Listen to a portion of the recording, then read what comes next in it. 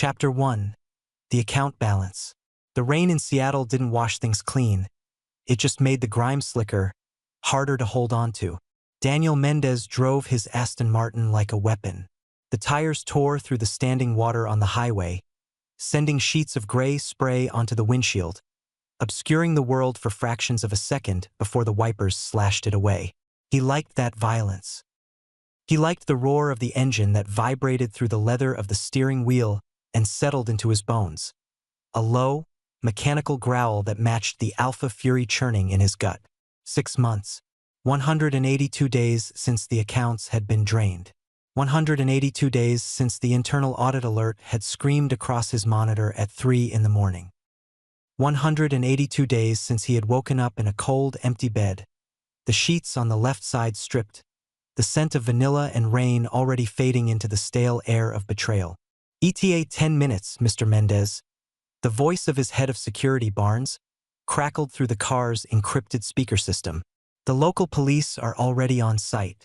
They're holding the perimeter, but they're waiting for your signal to breach. Tell them to wait, Daniel said, his voice a jagged edge of gravel. I want to see him first. I want to see his face when he realizes he didn't get away with it. Understood. Sir, the location. It's not what we expected. Daniel's eyes narrowed as he took the exit ramp, the smooth asphalt of the highway giving way to the potholed, cracked pavement of the industrial district.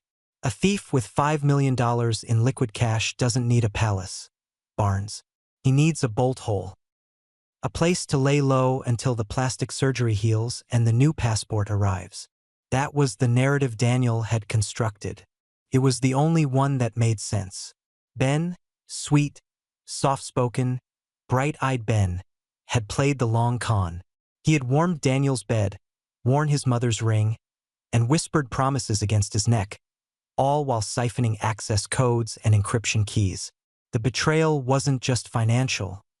It was biological. It was a violation of the mating intent Daniel had been days away from finalizing. He glanced at the passenger seat. A thick manila folder sat there. The evidence, the wire transfers, the timestamps, all leading to an offshore account in the Caymans and then silence. Until today, credit hit, a mistake, a medical insurance ping from an old policy Daniel had forgotten to cancel, or perhaps hadn't canceled because a pathetic part of him wanted to know if Ben died. St. Jude's Free Clinic. The name of the destination burned in his mind. It wasn't a place for millionaires. It was a place for people who had fallen through the cracks of the city. Daniel gripped the steering wheel tighter, the leather groaning. It was a disguise. It had to be. Ben was probably there paying off some back-alley doctor to carve his face into something unrecognizable. You're not disappearing, Ben? Daniel whispered to the empty car, the alpha command in his voice making the air feel heavy. You don't get to disappear. The neighborhood deteriorated rapidly. Warehouses with broken windows loomed like skeletons against the charcoal sky. Graffiti tagged every surface. The streetlights here were yellow and buzzing, casting a sickly, jaundiced glow over the wet pavement. Daniel saw the flashing lights first. 2 patrol cars were parked haphazardly in front of a squat, brick building that looked more like a condemned office block than a medical facility. The sign above the door was missing the J and the E. Reading STUDS. He pulled the Aston Martin to the curb, the expensive machinery looking alien against the backdrop of decay. He cut the engine. For a moment, he sat in the silence, listening to the rain hammer the roof. He closed his eyes and inhaled. He expected to smell the city, exhaust, wet concrete, garbage. But beneath that, faint and nearly drowned out by the distance, was a scent he would know in the depths of hell. Vanilla. But it was wrong. It wasn't the warm, sweet vanilla of a bakery or a comfort candle. It was sharp, sour, like milk left out in the sun. It was the scent of distress so profound it tasted like copper on the back of his tongue. Guilt? Daniel muttered, unbuckling his seatbelt. He smells like guilt. He stepped out into the rain, not bothering with an umbrella. The water soaked his Italian suit instantly, plastering the dark fabric to his broad shoulders. He walked toward the entrance, his movement predatory. The police officers straightened up as he approached, recognizing the power radiating off him even without seeing his ID. "Mr. Mendez," the senior officer said, stepping forward. "We secured the back exit. The suspect is in room 304. We haven't made contact yet. The staff is resistant." "Resistant?" Daniel scoffed. "They're hiding a felon. They claim it's a medical sanctuary, sir. They're refusing to let us pass without a warrant, and since the theft charges are corporate." "I own the building," Daniel lied smoothly. He didn't, but he could buy it within 5 minutes if he needed to. "And I have power of attorney over the patient. Move." He didn't wait for them to check. He pushed past the officer and shoved the clinic doors open. The air inside was thick and stifling. It smelled of bleach, that harsh chemical scent used to cover up things that were far worse. It smelled of sickness and cheap floor cleaner. The fluorescent lights flickered overhead, casting a strobe-like effect on the linoleum floor that was scuffed and stained. There was a receptionist behind a glass partition, a beta woman with tired eyes and a coffee stain on her scrubs. She stood up as Daniel stormed in, water dripping from his coat like black blood. "Sir, you can't be in here," she started, her voice wavering. "This is a private." "Room 304, Daniel barked. He didn't stop. "You can't go up there," she shouted, coming around the desk. "He's in a critical state. You can't just—" "I'm the CEO of Mendez Industries." Daniel turned on his heel, unleashing a fraction of his pheromones. It wasn't enough to crush her, but it was enough to make the air in the lobby heavy and hard to breathe.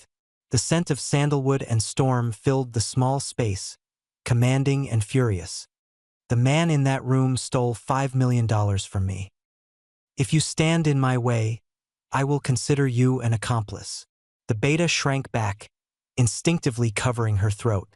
It's not what you think," she whispered, her eyes wide with a mix of fear and pity. "Please, he's hurt." "Good," Daniel said coldly.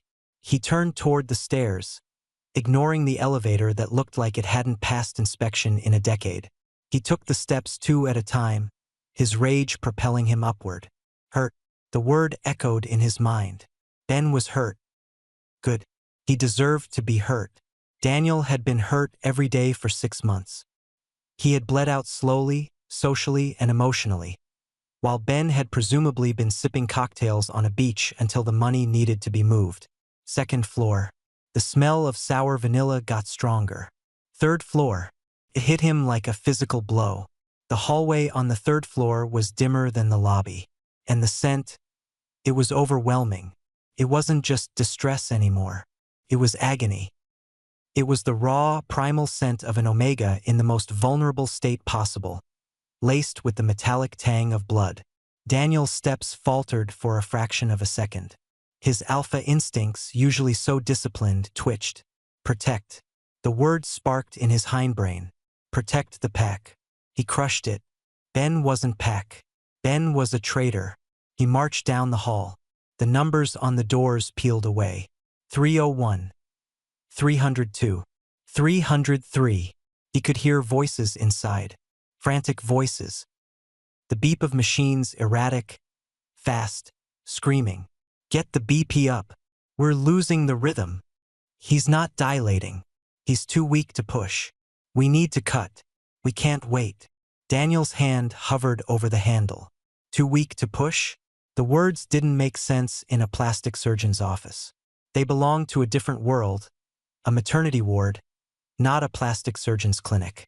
The cognitive dissonance made his head spin, but his anger was a roaring fire that consumed the doubt instantly. It was a trick, a performance. Ben was manipulative. He knew how to play the victim. Daniel slammed his hand against the door and kicked it open. The lock splintered. The wood groaned. "It's over, Ben," Daniel roared, stepping into the room, his presence filling the space, sucking the oxygen out of it. "The game is over. I don't care what lies you're spinning, you're going to jail for." The words died in his throat. They didn't just fade. They were severed, cut off as if someone had reached into his chest and ripped out his vocal cords. Chapter 2. The Liability. Daniel Mendez froze. He had expected a recovery suite. He had expected Ben sitting up in bed, bandages on his face, perhaps a suitcase packed with stolen cash by his side. He had expected the defiant, cool look Ben had given him the night they argued about the prenup. He did not expect the slaughterhouse. The room was small, suffocatingly hot, and smelled of iron and amniotic fluid. There was a single bed in the center, surrounded by 3 nurses and a doctor who looked like he hadn't slept in a week. And on the bed was a skeleton wrapped in pale skin. Ben. It was Ben, but it wasn't. The Ben Daniel remembered was radiant, skin that glowed, eyes that sparkled, a body that was soft and yielding in all the right places. The creature on the bed was gray. His cheekbones jutted out so sharply they looked like they might tear through the paper-thin flesh. His hair, once glossy and dark, was matted with sweat, plastered to a forehead that was beaded with cold perspiration. But it was the stomach that stopped Daniel's heart. Ben was distended, his abdomen swollen to a grotesque, impossible size against his wasted frame. He wasn't getting plastic surgery. He was in labor. Get him out. The doctor screamed, turning to face Daniel, his mask splattered with something dark. Who the hell are you? Get out. You're spiking his cortisol. Daniel couldn't move. His feet were nailed to the floor. His brain was trying to process the visual data and failing. Pregnant. Ben was pregnant. 6 months. The timeline. Ben, who had been gasping for air, eyes rolled back in his head, heard the alpha voice. He heard the roar, and he snapped back to consciousness with a violent flinch. He turned his head. His eyes, sunken into dark purple bruises, locked onto Daniel. Daniel expected fear. He expected the fear of a criminal caught in the act. What he saw was the terror of a prey animal facing a wolf. No, Ben rasped. The sound was broken, like dry leaves being crushed. Ben tried to move. He didn't reach for Daniel. He didn't reach for help. He tried to scramble backward. He clawed at the thin mattress, his knuckles white, trying to drag his heavy, failing body away from the door, away from Daniel. No, please, Ben whimpered, tears cutting tracks through the grime on his face. He curled his arms around his stomach protectively. I didn't tell them. I didn't tell anyone. I promise. Ben, Daniel whispered. The name felt foreign. Take the money, Ben screamed, his voice cracking into a high-pitched keen that shattered the last of Daniel's composure. I don't have it anymore. I sent it all. Just don't take them. Please, Daniel, don't take them away. The heart monitor, which had been beeping frantically, suddenly turned into a solid, high-pitched drone. Beep. He's crashing, the nurse yelled. Code blue. Get the crash cart. His heart can't take the stress. Get the alpha out, the doctor roared, grabbing a syringe. His pheromones are killing him. Daniel was shoved. A small beta nurse, half his size, slammed her hands into his chest with the force of a frantic mother bear. Get out. You're killing them. Them. Plural. Daniel stumbled back into the hallway, his back hitting the peeling wallpaper. The door slammed shut in his face, but it didn't block the sound. He could hear the defibrillator charging. He could hear the wet, chaotic sounds of a body failing. And he could still smell it, the sour milk scent of Ben's terror. Mr. Mendez? Daniel looked down. He was shaking. His hands, usually steady enough to sign billion-dollar mergers without a tremor, were vibrating. What? Daniel choked out. What is happening? The receptionist from downstairs had followed him up. She stood at the top of the stairs, looking at him with undisguised loathing. He's dying, she said, her voice trembling with anger. He's been starving himself for months to afford the prenatal vitamins and keep a roof over their heads, but his body has nothing left. He walked in here 3 hours ago because he passed out on the sidewalk. Starving, Daniel repeated. He has $5 million. The receptionist laughed. It was a bitter, ugly sound. He has nothing. When we undressed him to get him into the gown, his shoes had holes in the soles. We found a notebook in his pocket where he was rationing out $3 a day for food. He's severely anemic, calcium deficient, and his heart is failing. Daniel felt the world tilt. The dossier in the car, the wire transfers, the narrative. It didn't fit. None of it fit. A thief with millions doesn't wear shoes with holes. A thief with millions doesn't starve himself to death. The babies, Daniel managed to say. How many? Triplets, the woman said softly. They look exactly like you. Chapter 3, The Audit. The hallway was a blur of motion. Nurses ran past him with bags of blood. O negative. Ben's blood type. Daniel remembered that from the medical files he had helped set up when they first started dating. He couldn't leave. He physically couldn't. The bond he thought was broken, the bond he thought Ben had severed, was currently screaming in his blood. It was a raw, gaping wound. The door to room 304 opened again.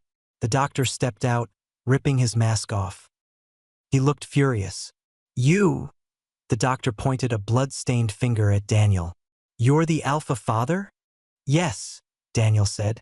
The word was heavy. We have to do an emergency C-section. Now, we can't wait for him to stabilize or the last two will suffocate.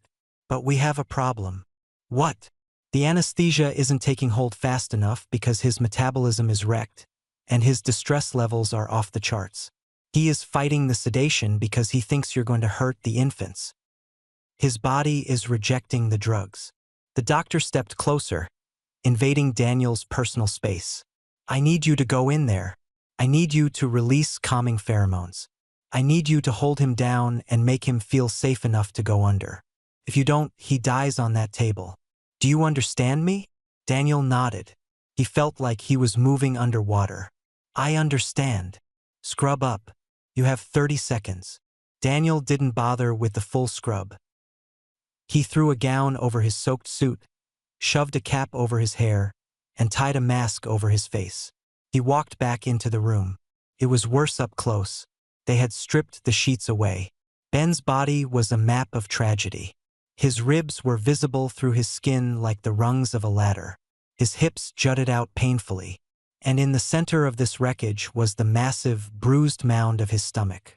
One baby was already out, a tiny, blue-tinged thing in an incubator in the corner, silent. Ben was thrashing weakly on the bed, his hands tied down to the rails to keep him from pulling out the IVs.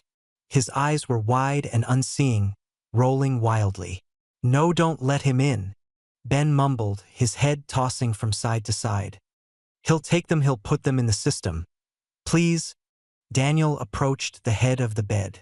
The smell of fear was so thick it burned his nose. He took a deep breath, centering himself, reaching for the part of his alpha biology that was designed to soothe, to protect, to claim. He forced his scent to change. He buried the storm and the rage. He brought forward the sandalwood, warm, deep, grounding. He pushed out a wave of pheromones that said safe. Home. Pack. Ben, Daniel said, his voice dropping to a low rumble. Ben froze. His head snapped toward Daniel. For a second, there was recognition. Daniel. I'm here, Daniel said. He reached out and placed his large, warm hands on Ben's face. Ben's skin was ice cold and clammy. I'm here. You need to sleep, Jules. You need to sleep so the babies can come out. You. Ben's eyes filled with tears. You're angry. No, Daniel lied. His heart was breaking into 1,000 jagged pieces. I'm not angry. I'm not angry anymore. I paid it, Ben whispered, his eyes drooping as the pheromones and the drugs finally began to mix. I paid the debt. Tell your father. I paid the debt. Daniel frowned. Tell your father? Daniel's father had been dead for 2 years. Shoo! Daniel soothed, stroking his thumb over Ben's sunken cheekbone. Just sleep. Don't hurt them, was Ben's last word before his eyes rolled back and his body went limp. He's out, the anesthesiologist yelled. Cut. Now. Daniel didn't look away. He couldn't. He kept his hands on Ben's face, anchoring him to the earth while the doctors cut him open. He felt the vibration of the scalpel through the bed frame. He heard the wet, tearing sounds of surgery. He watched Ben's face. It was the face of a martyr. Why? The question circled in Daniel's mind. Why would you do this? Why would you live in filth, starve yourself, and run away if you didn't have the money? Baby B is out, the doctor announced. A wet, gargling cry filled the room. It was weak, but it was there. Baby C is stuck. Breech. I need forceps. The next 10 minutes were an eternity. Daniel watched the monitors. Ben's heart rate was dangerously low. 40 beats per minute. 38. Come on, Ben, Daniel whispered, leaning down, his forehead pressing against Ben's sweat-dampened brow. Don't you dare quit on me. You don't get to leave me with this mess. You fight. Baby C is out. A silence. Terrible, stretching silence. Then, a sharp slap, and a thin, high-pitched wail joined the chorus. Mother is hemorrhaging, the nurse shouted. BP is dropping. 60/40. We need to pack the uterus. Get more oneg. Daniel was shoved aside again. He backed into the corner, near the incubators. He looked down. 3. There were 3 of them. They were impossibly small. Their skin was translucent, red and wrinkled. They were hooked up to wires and tubes that looked too big for their fragile bodies. But even through the glass, even through the medical equipment, Daniel saw it. They had his nose. They had the shape of his eyes. And one of them, the middle one, had a patch of dark hair that grew in the exact same chaotic swirl as Daniel's. They were his, undeniably, biologically, irrevocably his, and he had almost let them be born in a slaughterhouse because of a spreadsheet. Chapter 4. The inventory. The sun had gone down hours ago. The rain had stopped, leaving the city in a damp, cold silence. Daniel sat in a plastic chair in the waiting room. He hadn't changed out of his suit, though he had discarded the bloody surgical gown. His expensive Italian wool was ruined, stained with water and sweat and the phantom sensation of Ben's cold skin. The doctor, Dr. Cleeth, he had learned, came out. He looked exhausted. He's stable, Dr. Cleeth said, dropping onto the chair opposite Daniel. Barely. We had to give him 4 units of blood. He's in the ICU. The triplets are in the NICU. They're premature, 32 weeks, and they're severely underweight due to the malnutrition. The doctor looked at Daniel with open contempt. You're the father. Mendez, right? The tech mogul? Yes, Daniel said. He didn't have the energy to be arrogant. Then explain to me, Dr. Cleeth said, his voice quiet and dangerous, why the carrier of your children has the bone density of a 70-year-old man and scars on his back that look like he's been sleeping on concrete floors. Daniel looked at his hands. I thought he stole $5 million. Dr. Cleeth stared at him. $5 million? He transferred it 6 months ago from my corporate accounts. He emptied them and vanished. I thought he was living in luxury. I thought he was laughing at me. Dr. Cleeth reached down and picked up a plastic bag labeled patient property. J. Halloway. He tossed it into Daniel's lap. Open it. Daniel's hands trembled as he undid the knot. He dumped the contents onto the low table between them. It was a pitiful pile. A wallet containing a driver's license, expired, and a library card. A set of keys to a car that probably didn't run. A bottle of generic prenatal vitamins, almost empty. A cheap, prepaid burner phone with a cracked screen. And a small, spiraled notebook. Daniel picked up the notebook. The cover was water-damaged. He opened it. October 12th. Apples. 50 cents bus fare. $1.50 vitamins. Skip today. Save for next week. Baby kicks. Strong. Sorry I'm hungry, little ones. Daddy is trying. November 3rd. Rent due. Short $40. Sold the watch. Daniel felt bile rise in his throat. He recognized the watch. It was a gift Daniel had given him for their first anniversary. A vintage piece worth $10,000. But without the papers or the box, no reputable dealer would touch it. Ben had likely been forced to sell it on a street corner for cash, pennies on the dollar, just to keep a roof over his head for one more week. December 20th. It's cold. Heater broke. Can't call landlord, he asks too many questions. Blankets are enough. Thinking of it today. Hope he is eating well. Hope he is happy. Daniel slammed the book shut. He couldn't read anymore. There's no money, Daniel whispered. There's no account information. No offshore access codes. Just poverty, Dr. Cleeth said ruthlessly. And fear. He was terrified of you, Mr. Mendez. Whatever you think he did, he paid for it with his body. He practically cannibalized his own muscle mass to keep those babies alive. That's not the behavior of a selfish thief. Daniel stood up. The bag of belongings slid to the floor. I need to make a call. He walked away from the doctor, down the dark hallway, to a window overlooking the wet parking lot. He pulled out his phone. His thumb hovered over Barnes's number. Barnes, he said when the line connected. Sir, we're still holding the perimeter. Did you find the assets? No, Daniel said, his voice hollow. There are no assets. Barnes, I want you to wake up the forensic accounting team. Now. Sir? It's midnight. I don't care if the building is on fire. Wake them up. I want them to rerun the trace on the 5 million. But this time don't look for Ben's name.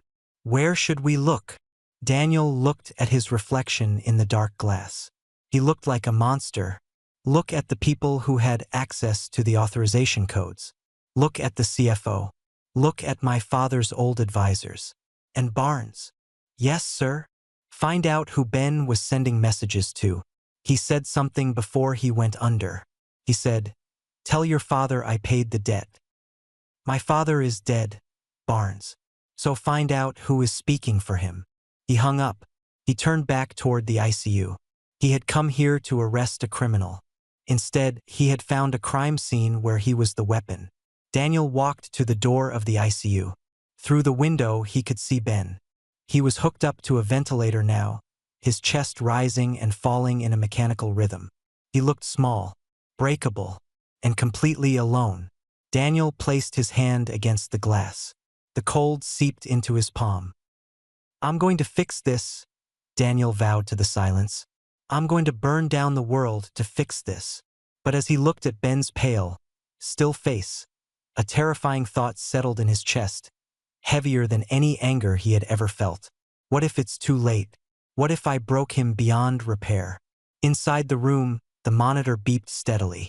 Beep, beep, beep, a countdown, or a lifeline. Daniel didn't know which one it was yet. He pushed the door open and walked into the quiet to start his penance. Part 2, The Ledger. Chapter 5, The Forensic Audit. The hospital at 2 a.m. was a different creature than it was at noon. In the daylight, it was a place of frantic motion and noise. In the dead of night, it was a tomb that breathed. The air conditioning vents pushed cold, filtered air through the corridors with a low, constant drone. The floors, waxed to a high shine, reflected the fluorescent lights like still black water.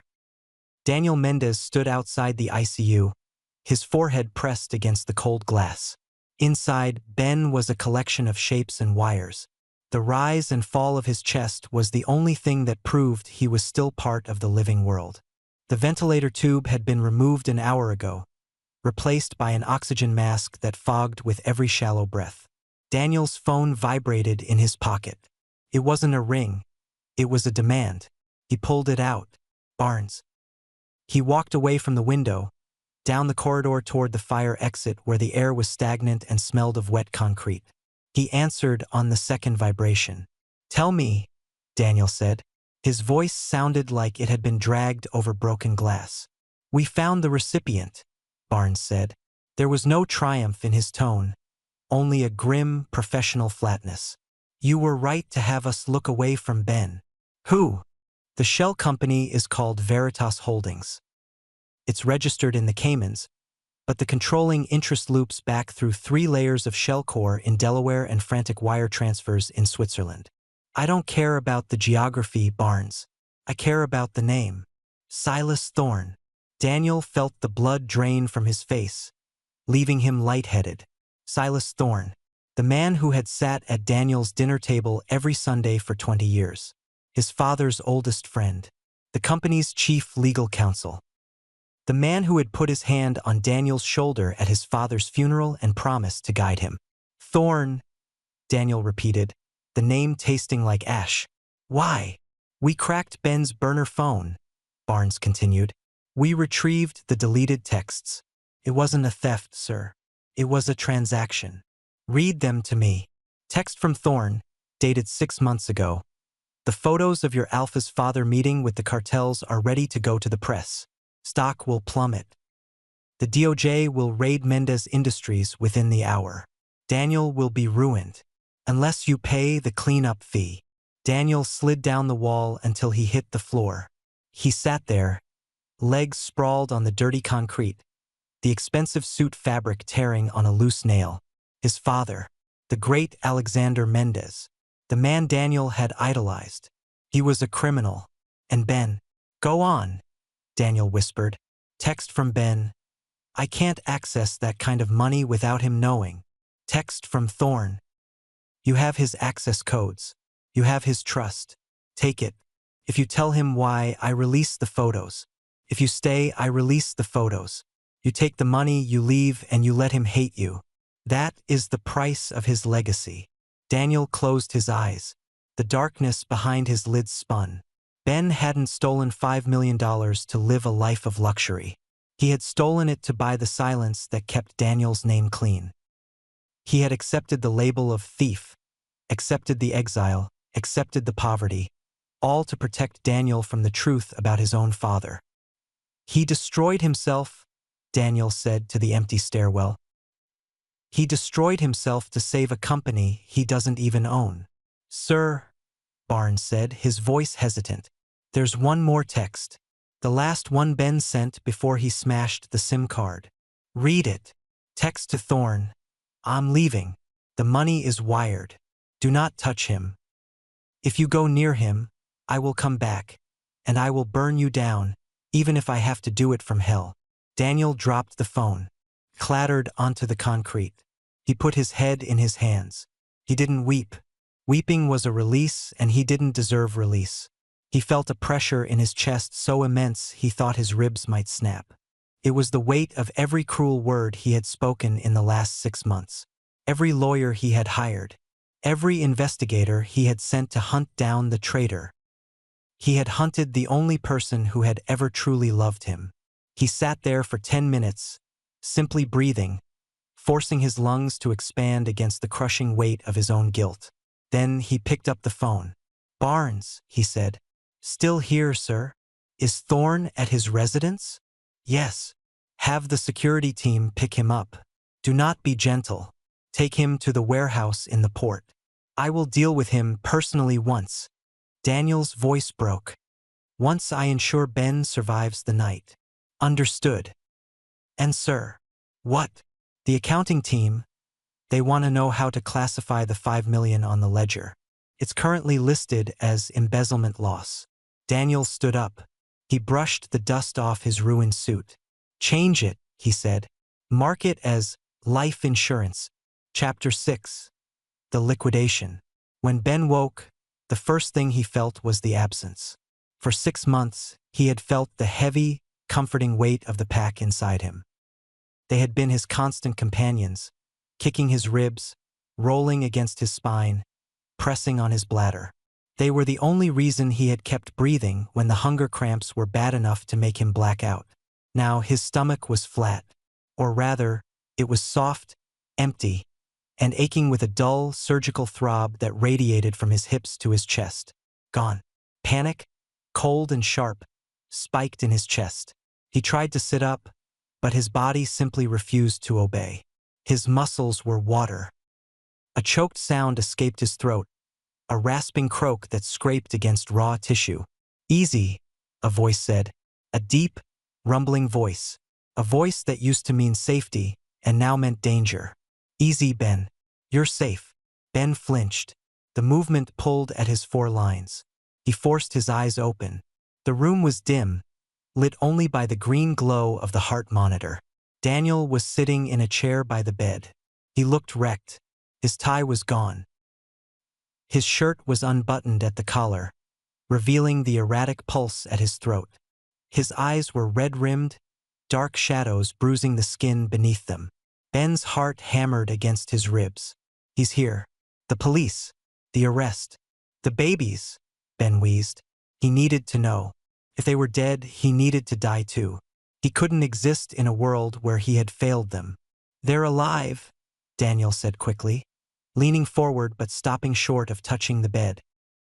He held his hands up, palms open, showing he was unarmed, showing he wasn't going to strike. They're in the NICU. 3 of them, 2 boys and a girl. Ben let out a breath that was half-sob. Alive. They were alive. He had done it. He had carried them across the finish line on nothing but grit and stolen vitamins. Then the reality settled in. Did you? Ben swallowed, his throat clicking dryly. Did you sign the papers? Daniel frowned, confusion flickering across his exhausted face. What papers? Surrender of custody, Ben whispered. He stared at the ceiling tiles, unable to look at the alpha. I know how this works. I'm a felon. You're the CEO. You take them. I go to prison. I want to know if I can see them once. Before the police take me. Silence. A silence so thick it felt like it was filling the room with concrete. Ben, Daniel said, his voice shaking. There are no police. Ben turned his head slowly. He looked at Daniel. He didn't see love. He saw a trap. Don't play with me, Daniel. Please. I'm too tired. I confessed. I told you I sent the money. I know, Daniel said. I know where you sent it. I know about Thorn. Ben's breath hitched. He said he would ruin you. He is being handled, Daniel said, a dark, dangerous undertone entering his voice, not directed at Ben, but terrifying nonetheless. He will never threaten anyone again. Then, Ben tried to process this. If Daniel knew about the blackmail, maybe he wasn't going to prison. But that didn't fix the other thing. The money was gone. Ben was destitute. He was a liability. So it's a debt, Ben stated, his mind shifting into the survival logic he had lived in for half a year. Okay, it's $5 million, plus interest. I can work. Not right now, but soon. I can get a job.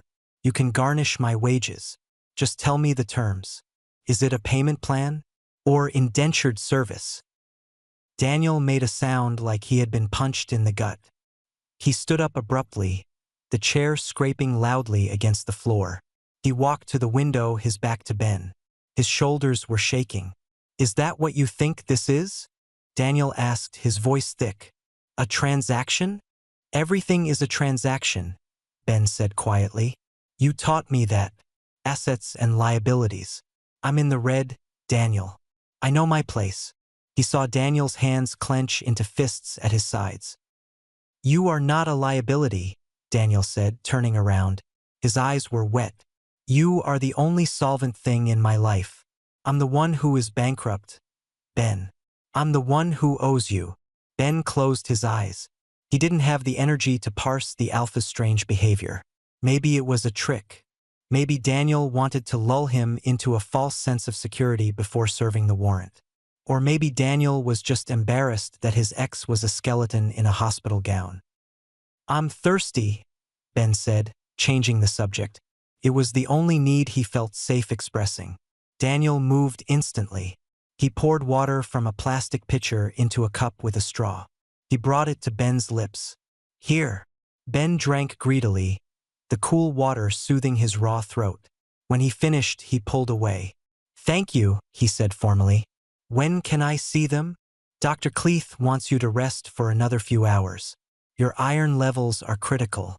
You needed a transfusion. I need to see them, Ben insisted, weak but stubborn. I need to apologize to them. Daniel froze as he set the cup down. Apologize? For what?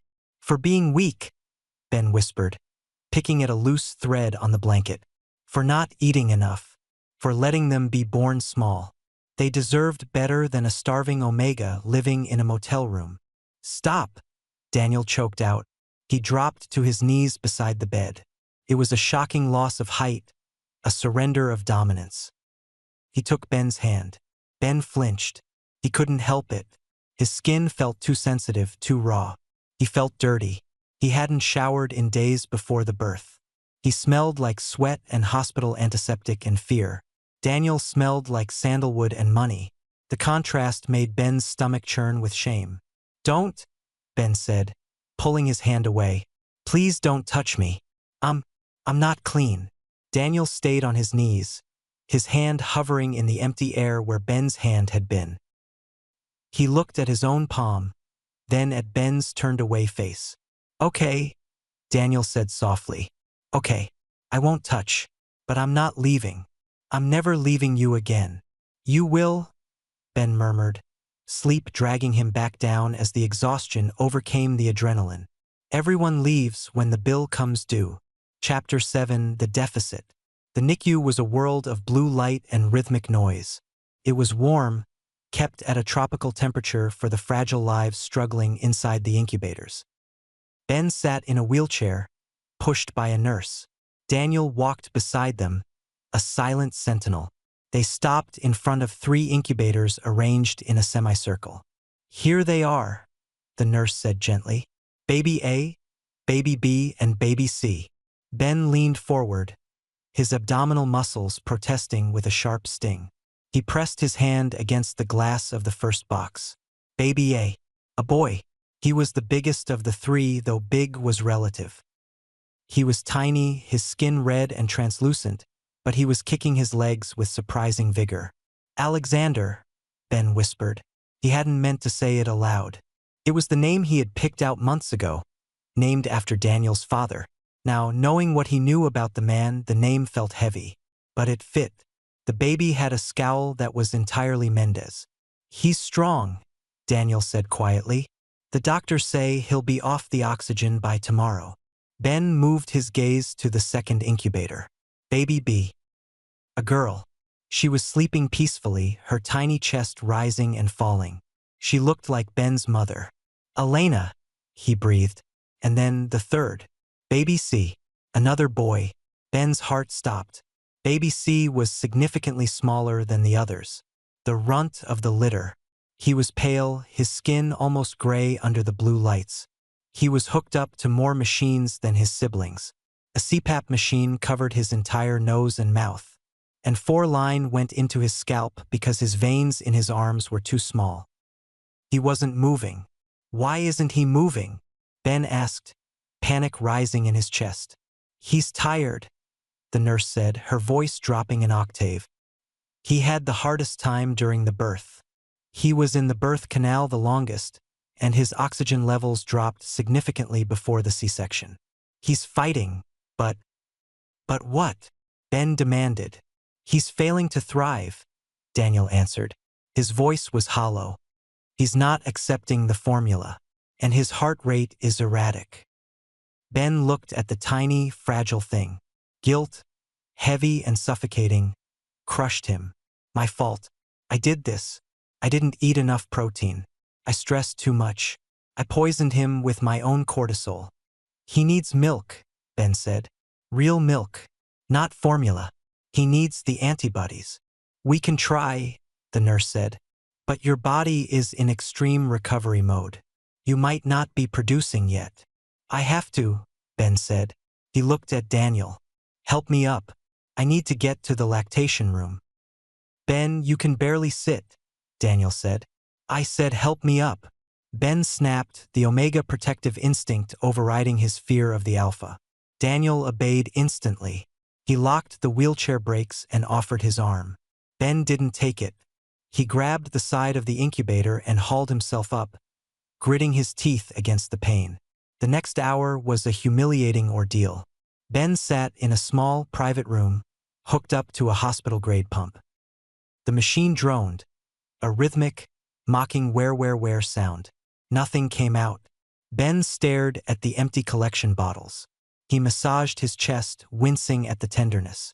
He closed his eyes and tried to think of the babies. He tried to summon the biological response. Nothing. Not a drop. His body, which had given everything it had to build their bones, had nothing left to give them now. The well was dry. "Come on," Ben whispered, tears leaking from his eyes. "Please, just a little. Just for him." The door opened. Daniel stood there, holding a bottle of water. "Ben," he said softly, "Dr. Cleeth says you need to stop. You're stressing yourself out, which makes it harder." "I can't stop," Ben sobbed, the machine still tugging uselessly at him. "He's dying, Daniel. The little one, he's dying because I'm empty. I'm empty inside." Daniel crossed the room in 2 strides. He didn't ask this time. He knelt and turned off the machine. The silence that followed was deafening. "You are not empty," Daniel said fiercely. "You are exhausted." "I'm a failure," Ben wept, curling in on himself. "I couldn't protect your money. I couldn't protect your reputation. And now I can't even feed your son." "They are our sons," Daniel corrected. He reached out, his hands hovering again. "Ben, look at me." Ben shook his head, hiding his face in his hands. "I'm so ashamed. I'm so hungry and I'm so ashamed." Daniel made a wounded sound. He reached into his pocket and pulled out a protein bar, something small he had grabbed from the vending machine. He unwrapped it. "Eat," Daniel ordered. Not a request. Command. But it was gentle, wrapped in desperation. Ben looked at the food. His stomach roared. He took it with shaking hands and ate. He ate like a starving animal, crumbs falling onto his hospital gown. Daniel watched him, tears silently tracking down his face. He watched Ben eat a $2 protein bar as if it were a lifeline, and he realized that the check he had written to the hospital, the massive donation he had authorized an hour ago, meant absolutely nothing. Money couldn't fix this. Money couldn't make milk. Money couldn't make Ben look at him without flinching. Chapter 8. Skin Hunger. It was 3 a.m. again. The witching hour. Daniel was sleeping in the chair in Ben's recovery room, or pretending to. Ben was asleep, finally, aided by a mild sedative the doctors had insisted on. The door burst open. "Mr. Mendez. Mr. Halloway." It was the NICU nurse. Her face was pale. Daniel was on his feet instantly. Ben woke with a gasp, disoriented. "What is it?" Daniel demanded. "It's baby C. His heart rate is plummeting. He's having apneic episodes, he keeps forgetting to breathe. The machines aren't enough. We're losing him." Ben was already out of bed, ignoring the pain, ignoring the 4-pole he dragged with him. "Take me to him." They ran, or moved as fast as Ben's broken body could manage, down the hall. When they got to the NICU, the alarm was a piercing, continuous shriek. A team of doctors was around the 3rd incubator. "Clear," a doctor yelled. "Don't you dare," Ben screamed, shoving past Daniel. "Don't you shock him." Dr. Cleeth looked up. "He's bradycardic. His heart rate is in the 40s. He's cold, Ben. His temperature is dropping despite the incubator. He's shutting down. He needs regulation." "Give him to me," Ben demanded. "Give him to me." "He's too fragile to move," a nurse argued. "He is dying in that box," Ben shouted, his voice cracking. "He needs his pack. He doesn't know he's alive yet. He needs to know he's not alone." Dr. Cleeth looked at the monitor, then at Ben, then at Daniel. "Kangaroo care," Dr. Cleeth said. "It's a Hail Mary, but it's the only thing we haven't tried. Skin to skin. Maximum surface area. He needs thermal regulation and heartbeat synchronization."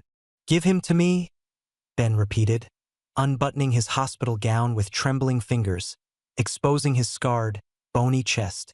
"Not just you," Dr. Cleeth said grimly. "You're too cold. Your body temperature is running low because of the anemia. You can't warm him enough on your own." Dr. Cleeth turned to Daniel. He frowned at Daniel's grimy suit. You're an alpha. Your body heat is what we need. But not in those clothes. You're covered in city filth." He pointed to a scrub sink in the corner. "Scrub your hands and chest. Hibiclens soap. 2 minutes. Then get in that chair." Sit down, Dr. Cleeth ordered, pointing to a large, leather recliner in the corner of the unit. Shirt off. Now. Daniel didn't hesitate. He stripped off his ruined suit jacket, his dress shirt, and his undershirt.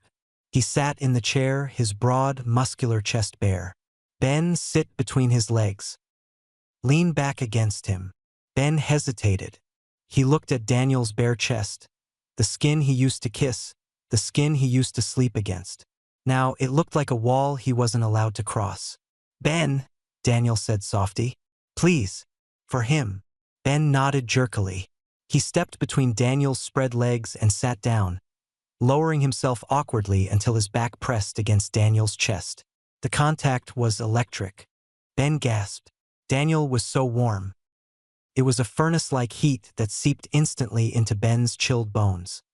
He wanted to pull away, to preserve his distance, but Dr. Cleeth was already there, lifting the tiny, wire-covered bundle from the incubator. Careful. The leads are short. Dr. Cleeth placed the baby C, right in the center of Ben's chest. The baby was terrifyingly cold. He felt like a little ice cube against Ben's skin. He wasn't moving. Wrap them up, Dr. Cleeth ordered. Daniel reached his arms around Ben, wrapping a heavy wool blanket over both of them, cocooning the three of them together. His large hands came to rest flat on Ben's stomach, just below the baby. Talk to him, Dr. Cleeth whispered. Remind him he's here. The silence in the room was heavy, broken only by the slow, terrifyingly spaced beeps of the monitor. Beep.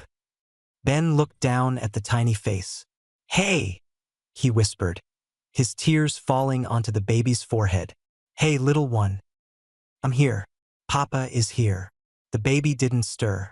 He needs the alpha, Ben whispered, his voice breaking. He turned his head slightly, not looking at Daniel, but speaking to him. He needs you. He needs to smell the storm. Daniel rested his chin on Ben's shoulder. He closed his eyes. He focused on the bond, the frayed, damaged thread that connected him to Ben, and the new, fragile thread that connected him to this dying infant. He began to rumble. Not a melody, but a low, rumbled vibration deep in his chest. It was a purr, the alpha purr, a sound of absolute safety, a sound that vibrated through his sternum, into Ben's back, and through Ben's chest into the baby.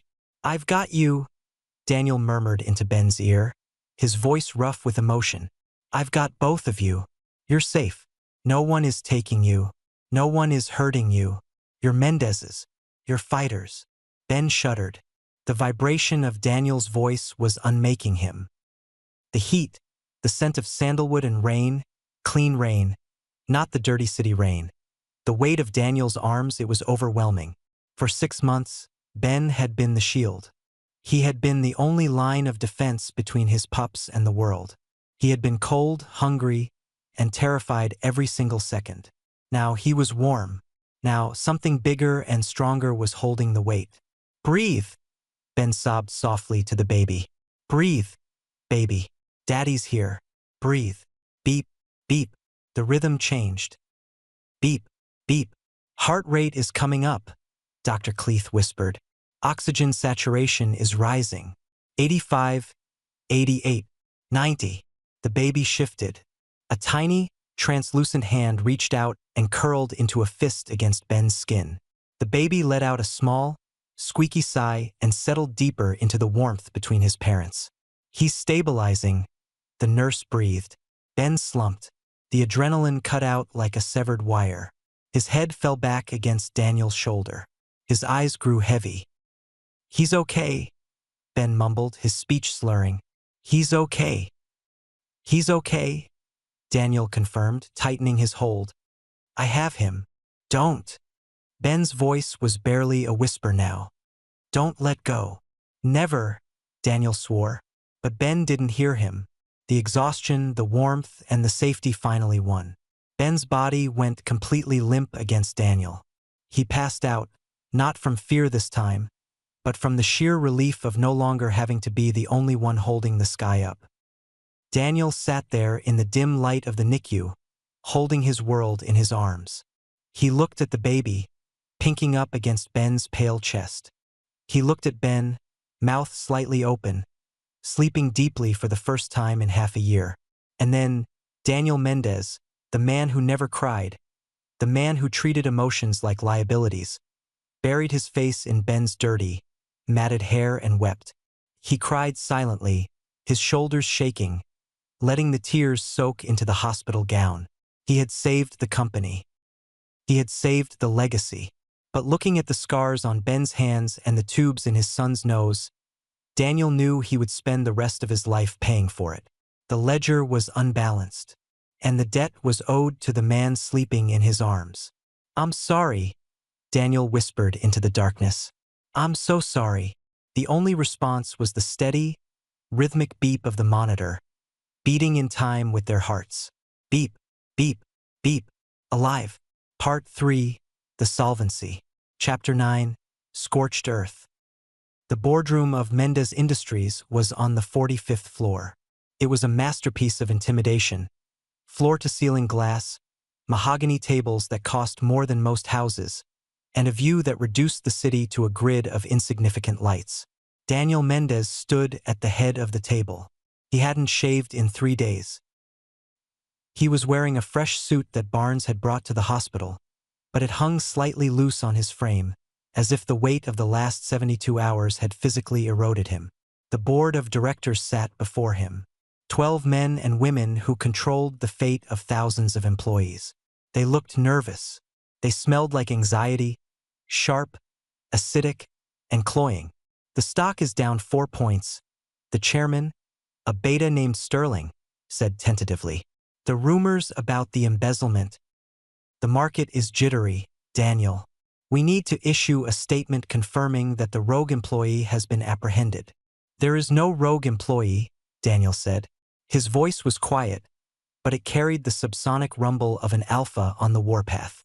It vibrated in the water glasses on the table. "But the 5 million, Sterling pressed. "The audit. The audit is complete," Daniel said. He pressed a button on the remote in his hand. The massive screen behind him flared to life. It didn't show financial spreadsheets. It showed a photograph. It was a grainy, black and white image of Alexander Mendez, Daniel's late father, shaking hands with a known cartel leader in a warehouse district. The board gasped. The scent of shock filled the room. "What is this?" Sterling demanded, standing up. "This is preposterous.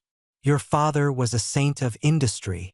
"My father was a criminal," Daniel stated, his voice devoid of emotion. "He laundered money for the cartel for 10 years. He built this tower on dirty cash."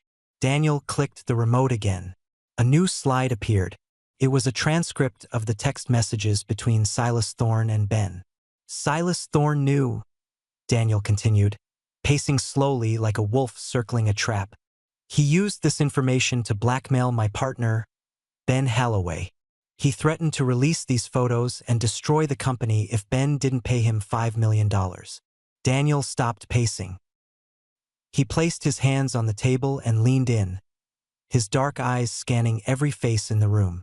Ben Holloway didn't embezzle a dime. He paid a ransom. He sacrificed his own reputation, his financial security, and nearly his life to protect the legacy of a man who didn't deserve it. He protected your dividends while living in a motel room and starving himself." "Daniel, you can't release this," Sterling hissed, his face pale. "If you admit this, the DOJ investigation, the fines, the stock will crash. It will be a bloodbath." "I know," Daniel said. "We can spin this," another board member shouted. "We can blame Thorne. We can say he fabricated the evidence. We don't have to implicate your father. We don't have to clear the Omega's name if it costs us the company." Daniel let out a sound that was half laugh, half snarl. "You think I care about the company?" He walked to the window. He looked out at the city. Somewhere out there, in a quiet hospital room, Ben was holding their son, baby C, now named Luca, against his chest. Ben, who had flinched when Daniel offered him a blanket. Ben, who thought he was a liability. "For 6 months," Daniel said to the glass, "I chased profit. I chased efficiency. and I lost the only asset that actually held value. He turned back to the room. I have already sent the evidence to the Department of Justice. The press release went out 2 minutes ago. I am admitting to everything. I am liquidating my personal shares to pay the fines. You're insane, Sterling shouted. You're burning it all down. No, Daniel said, buttoning his jacket. I'm balancing the ledger. Ben Holloway is innocent, and I will burn this entire skyline to the ground to make sure the world knows it. He walked toward the door. You can't just leave, Sterling yelled. We have a crisis meeting. I have a family, Daniel corrected, and I'm late for a feeding. He walked out. As the heavy doors closed behind him, he heard the chaotic shouting of the board, the ringing of phones, and the crash of the stock market. He didn't look back. He took a deep breath. For the first time in 6 months, the air in the elevator didn't smell like money. It smelled like rain. It smelled like a clean slate. Chapter 10, The Safe House. Discharge day was quiet. There were no paparazzi. Daniel's security team had ensured that the media was focused on the burning wreckage of Mendez Industries headquarters, leaving the hospital exit clear. Ben sat in the wheelchair, clutching the car seat that held Luca. The other two, Alexander and Elena, were in carriers held by Barnes and Daniel. The car is ready, Daniel said gently. The penthouse is prepared. I had the nursery restocked. I hired a night nurse, but I told her to wait for your approval before. No, Ben said. Daniel stopped. He looked down at Ben. Ben wasn't looking at him. He was looking at Luca's tiny, sleeping face. No penthouse, Ben whispered.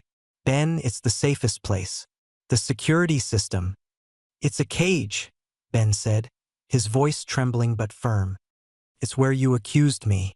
It's where you threw the divorce papers at me. I can't go back there. I can't breathe there. Daniel felt a sharp pain in his chest, the phantom echo of his own cruelty. Okay, no penthouse. I found a place, Ben said, pulling a crumpled piece of paper from his pocket. Before the birth. I called the landlord 3 times. I kept the flyer tucked inside my notebook. He looked up at Daniel then. His eyes were dull. I couldn't afford the deposit, but it was a dream, a goal. Daniel took the paper. 24B Maple Street. He recognized the address. He had found the same flyer in Ben's wallet during the audit. I know, Daniel said softly. I called them this morning. I paid the lease for the year. It's waiting for us. You don't have to, Ben said, looking away. I know you have the DOJ investigation. You have the lawyers. You can just drop us off. I can handle it. Daniel handed the carrier with Elena to Barnes and knelt beside the wheelchair. He ignored the way Ben's knuckles turned white on the handle of Luca's seat. I am not dropping you off, Daniel said, his voice low and vibrating with intent. I am coming with you. I will sleep on the floor. I will sleep on the fire escape. I don't care. But I am not leaving you alone with 3 newborns and a recovering body. Not today. Not ever. Ben bit his lip. He looked like he wanted to argue, to push Daniel away, but the exhaustion in his eyes was profound. He nodded once, a jerky, defeated motion. Okay. The apartment was small. It smelled of lemon polish and old wood. There was 1 bedroom, a tiny living room, and a kitchen that Daniel could cross in 2 strides. It was perfect. The first night was a blur of chaos. 3 babies meant 3 schedules that never quite aligned. Alexander was a screamer. Elena was a fussy eater. And Luca needed constant monitoring, his breathing still occasionally shallow enough to terrify them both. Daniel didn't sleep. He spent the hours between 10 p.m. and 6 a.m. patrolling the small living room. He changed diapers with hands that had once signed billion-dollar contracts. He warmed bottles of formula Ben was pumping, but the supply was still low, in a bowl of hot water because the apartment didn't have a fancy warmer. At 4 a.m., Ben stumbled out of the bedroom. He was wearing an old, oversized t-shirt. He looked like a ghost. Daniel. Daniel turned from the stove, a bottle in his hand. Go back to sleep, Jules. I've got Alex. He's just colicky. Ben leaned against the doorframe. He watched Daniel rock the screaming infant, shushing him with a deep, rumbling purr in his chest. You're going to lose the company, Ben said softly. Daniel didn't stop rocking. The company was built on rot. It needed to fall. But it was your legacy. No. Daniel turned, looking at Ben over the baby's head. This is my legacy. This apartment. That milk in the fridge. You. Ben looked down at his bare feet. I saw the news. You admitted everything. You cleared my name. It was the truth. You could have buried it, Ben whispered. You could have paid Thorn off yourself and kept the secret. No one would have known. I would have known, Daniel said. And you would have known. And I'm done with secrets. He walked over to Ben. He wanted to kiss him.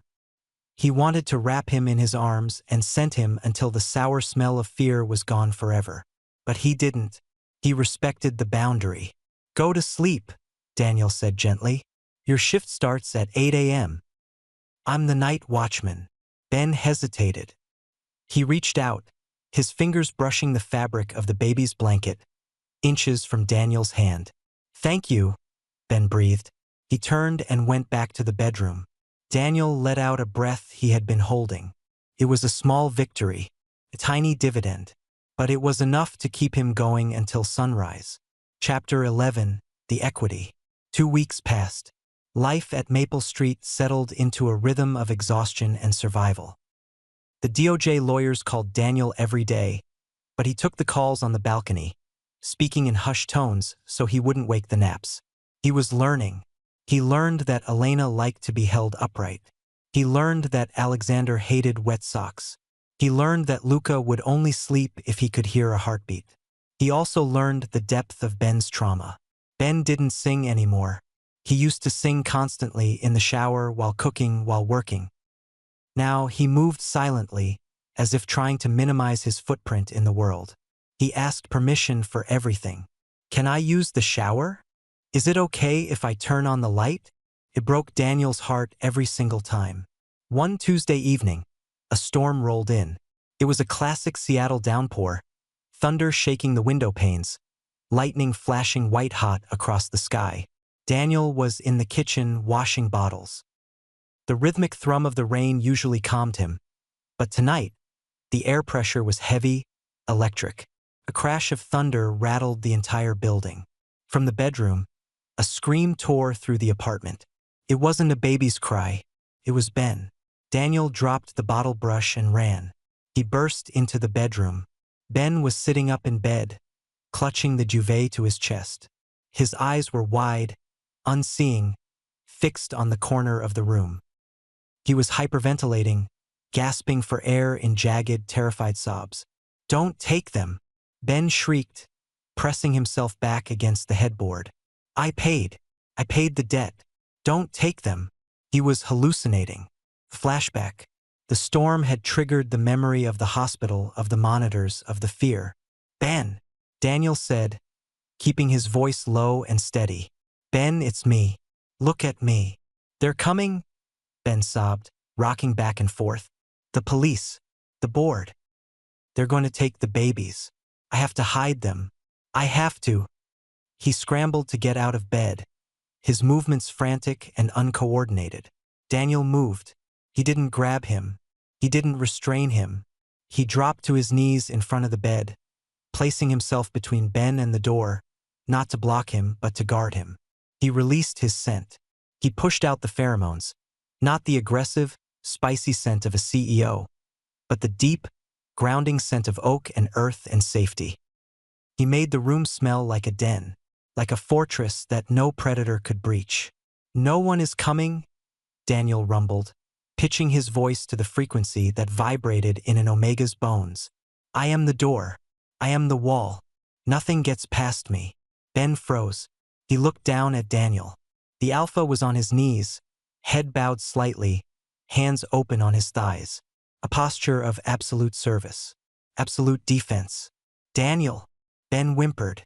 I'm here, Daniel said. Check the perimeter, Jules. Look around. Who is here? Ben's eyes darted around the room. The cribs were silent. The window was locked. The door was closed. There were no police, no lawyers, just Daniel. You're guarding, Ben whispered, the panic slowly receding, replaced by confusion. I am the guard dog, Daniel confirmed. I bite. Anyone who comes for you, anyone who comes for them. They have to go through me.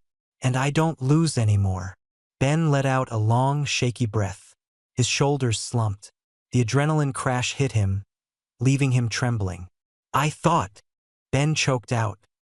I dreamt you were signing the papers. I dreamt you were trading us for the stock price. Daniel looked up then. His eyes were fierce, burning with a sincerity that scorched the air between them. The stock is zero, Ben. I tanked it. I destroyed it. I don't have a legacy anymore.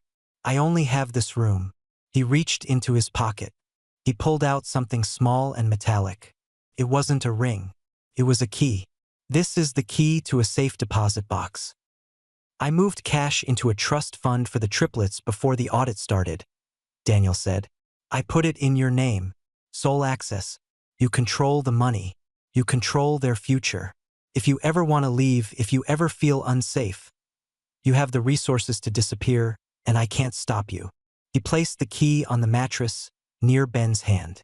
I'm not keeping you here with legal threats, Daniel said softly. I'm staying because I'm begging to stay, but you hold the keys.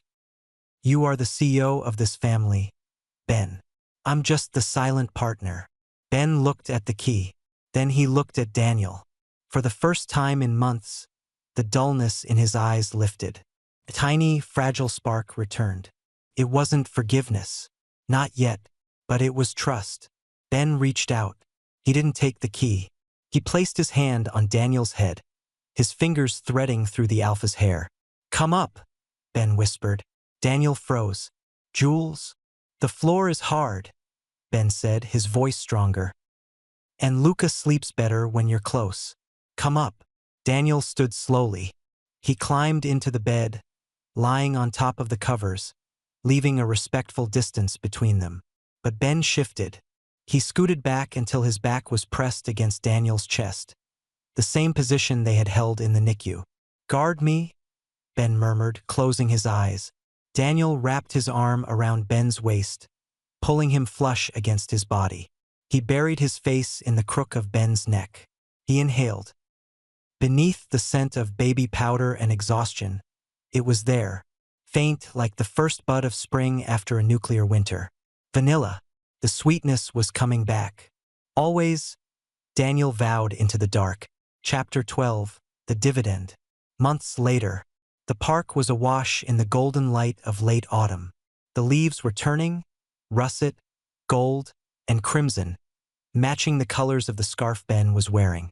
Daniel sat on a bench, a thermos of coffee in his hand. He wasn't wearing a suit. He was wearing jeans and a thick wool sweater. He looked younger. The hard lines of stress around his mouth had softened. In the grass in front of him, a blanket was spread out. Ben was laughing. It was a sound Daniel wanted to bottle and sell. It was rich, uninhibited, and joyous. Ben was on his hands and knees, chasing a crawling Luca. Alexander was already sitting up, banging two wooden blocks together with serious concentration. Elena was asleep in the stroller, ever the peaceful one. Careful, Daniel called out as Luca made a break for the edge of the blanket. He's fast today. He gets it from you? Ben called back, scooping the giggling baby up and tickling his stomach. Headstrong and impatient. I prefer decisive, Daniel grinned. A stranger walked by, a beta woman walking a dog. She stopped, looking at them. Beautiful family, she said, smiling at Ben. Are they triplets? Yes, Ben beamed. He didn't look like a victim anymore. He had gained the weight back. His skin glowed with health. He looked radiant. 2 boys and a girl. You're lucky, the woman said. Your alpha looks very protective. He hasn't taken his eyes off you. Ben looked up at Daniel. Their eyes met. A year ago, that look would have been filled with fear. 6 months ago, it would have been cautious. Today it was warm, solid. He is, Ben said to the woman. He's the best partner I could ask for. The woman walked away. Ben stood up, holding Luca on his hip. He walked over to the bench and sat down next to Daniel. Partner, Daniel repeated, testing the word. I like that. Better than CEO? Ben teased, leaning his head on Daniel's shoulder. Much better. Daniel's phone buzzed. He ignored it. It was probably the new board. After the DOJ investigation cleared, with heavy fines but no prison time, thanks to Daniel's cooperation, the company had reorganized. Daniel had refused to return as CEO. He took a role as a consultant part-time. He had made it clear, 9 to 2, 4 days a week. The rest of the time belonged to the pack. I was thinking, Ben said, tracing the pattern of the weave on Daniel's sweater. About the trust fund. The money is yours, Jules. You can do whatever you want with it. I want to invest it. Daniel raised an eyebrow. Oh? In what? Tech? Real estate? In a foundation, Ben said. For omegas. For single parents who don't have anyone to storm into the hospital for them. Who don't have a guard dog. Daniel felt a lump form in his throat. Even after everything, after all the pain, Ben's first instinct was to help others. He was too good. He was a light that Daniel had almost extinguished, and now his only job was to keep it burning. I think that's a brilliant idea, Daniel said. I'll handle the paperwork. No. Ben bumped his shoulder against Daniel's. We'll handle it. Together. Daniel turned and kissed the top of Ben's head. He inhaled deeply. The scent was full now, rich vanilla, sweet cream, and a hint of spice. It was the scent of a happy, claimed, secure omega. Together, Daniel agreed. Luca reached out and grabbed Daniel's nose with a sticky hand. Daniel laughed and bit the tiny fingers gently, making the baby shriek with delight. The sun dipped lower, casting long shadows across the grass. The air grew crisp. We should get them home, Ben said, though he didn't move. Bath time. 5 more minutes, Daniel said, wrapping his arm tighter around his family. Just let me sit here for 5 more minutes. Counting your assets? Ben asked softly. Daniel looked at Ben. He looked at the babies. He looked at the simple, quiet life they had built from the ashes of his ego. Yeah, Daniel whispered. I'm just realizing I'm the richest man in the world. Ben smiled, and he leaned up, pressing a soft, lingering kiss to Daniel's lips. Tasted like coffee and forgiveness.